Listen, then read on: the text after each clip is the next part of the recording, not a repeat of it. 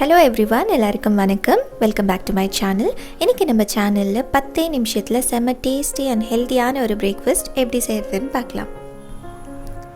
நான் இந்த பிரேக்ஃபாஸ்ட் செய்கிறதுக்கு 1.5 கப் அளவுக்கு கோதுமை மாவு எடுத்திருக்கேன். அதை நம்ம ஒரு மிக்சிங் பவுலில் சேர்த்துக்கலாம். அது கூடவே ஒரு 1/2 கப் அளவுக்கு பூசணிக்காய், பம்கின், எல்லோ பம்கின் வரும் இல்லையா, அது நல்லா துருவி வச்சுருக்கேன். தோல் அதெல்லாம் சீவிட்டு அதையும் சேர்த்துக்கலாம்.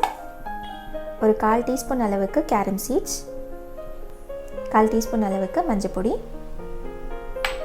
1/2 டீஸ்பூன் சில்லி ஃப்ளேக்ஸ் காரத்துக்காக, 1/2 டீஸ்பூன் சிக்கன் மசாலா, இதுக்கு தேவையான அளவுக்கு உப்பு, 1 டீஸ்பூன் கீ ஆட் பண்ணிக்கலாம். தண்ணி ஊற்றுறதுக்கு முன்னாடி இதை அப்படியே ஒரு தடவை நம்ம நல்லா மிக்ஸ் பண்ணி எடுத்துக்கலாம். இந்த சப்பாத்திக்கு உங்களுக்கு சைட் டிஷ் எதுவுமே தேவையில்லை, அப்படியே சாப்பிடலாம். ஜஸ்ட் சைடில் கொஞ்சம் டொமேட்டோ சாஸ் வச்சு சாப்பிட்டிங்கன்னா ரொம்ப டேஸ்டியாக இருக்கும்.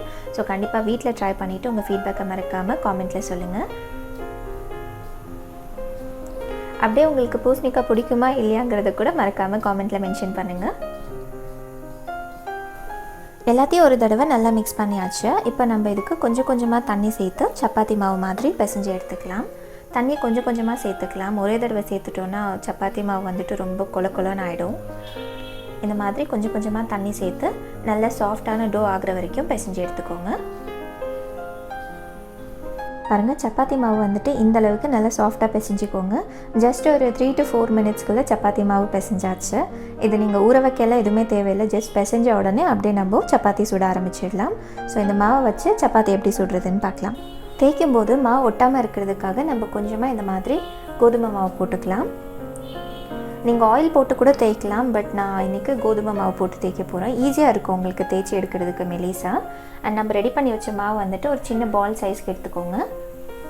2 சைடுமே இந்த மாதிரி நல்ல மாவு போட்டுட்டு இப்போ நம்ம இதை ஆன அளவுக்கு மெலிசா தேய்ச்சி எடுத்துக்கலாம்.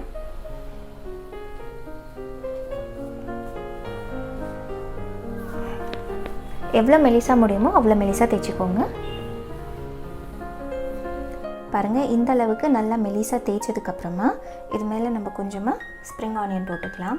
பார்க்க கலர்ஃபுல்லாக இருக்கும், அதே டைமில் ஃப்ளேவர் கூட நல்லாயிருக்கும். இந்த மாதிரி சேர்த்துக்கிட்டிங்கன்னா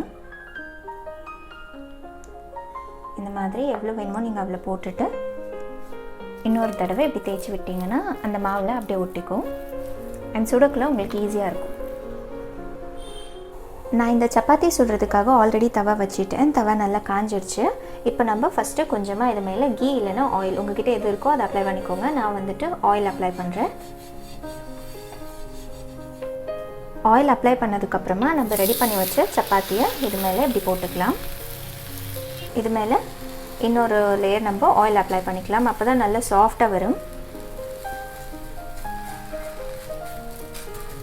ஆயில் நல்லா ஃபுல்லாக அப்ளை பண்ணதுக்கப்புறமா இது 1 நிமிஷத்துக்கு அப்படியே வேக விட்டுருங்க. மீடியம் ஹீட்டில். ஹை ஃப்ளேமில் வச்சிங்கன்னா தீஞ்சு போயிடும். ஸோ மீடியம் ஹீட்டில் 1 மினிட்க்கு இது இப்படியே வேகட்டும். இது 1 மினிட் நல்லா வெந்துருச்சு ஒரு சைடு. இப்போ நம்ம இதை திருப்பி போட்டுடலாம்.